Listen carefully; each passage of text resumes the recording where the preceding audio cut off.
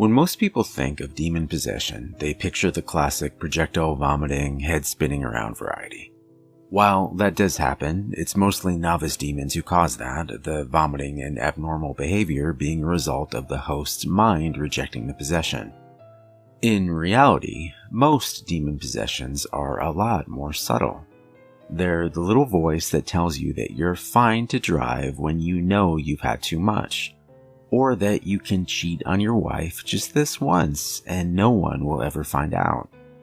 Or if you've ever known someone with Alzheimer's who got really mean towards the end, you might be looking at the work of a demon. Dementia demons are for mostly newbies though. They do it because old broken minds don't fight back, so it's pretty much impossible to screw up. And if you're in hell, you want good stats on your first possession, otherwise you'll get kicked right to the back of the line and you won't see another chance for thousands of years.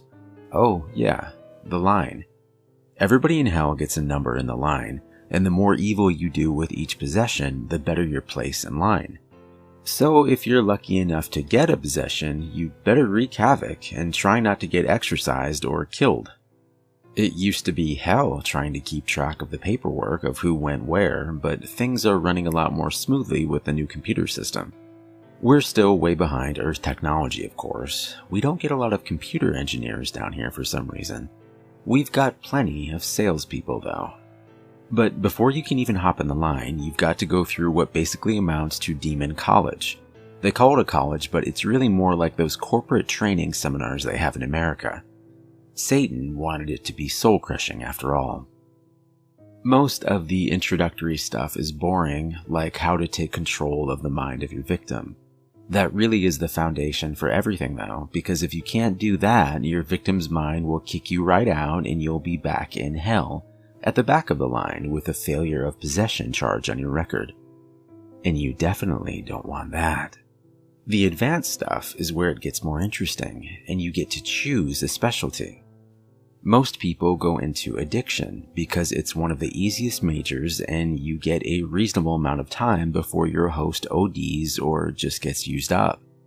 Some people go into mental illness, but that can get you institutionalized, and you don't really get to have fun with your new body if you're stuck in a padded room all day.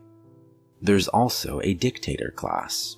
Professor Hitler teaches that one, but not many people take it. Not only is it impractical, Hitler always ends up going on some tangent about Jews at the end of the class. We get it, Hitler. You don't like Jews. Professor Bundy's class is pretty popular though. There are a lot of wannabe serial killers in hell, and it gives amazing stats if you can pull it off on Earth. 10 or more victims and you're allowed to jump the line and possess another body without going back to hell first. The last thing you should know about demon possession is how it happens. After all, you want to avoid it if you can. The most common is Ouija board use. People will accidentally summon up a demon, and by letting it control their hands, they allow their consciousness to overlap. The demon sneaks in through that window. If it's a uniquely talented demon, it can fragment its consciousness and possess everyone with their hands on the board. The same thing can happen with seances. Most demons will choose the weakest link, but some will be able to possess everyone in the room. Anyway, I'm afraid this is where my story ends. My host body is dying and typing is getting pretty exhausting.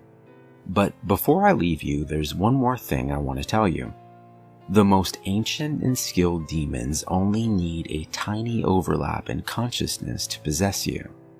They may only need to converse with you for a moment, or even just trick you into reading something that they've written. Maybe a story that distracts you just long enough for them to slip in unnoticed.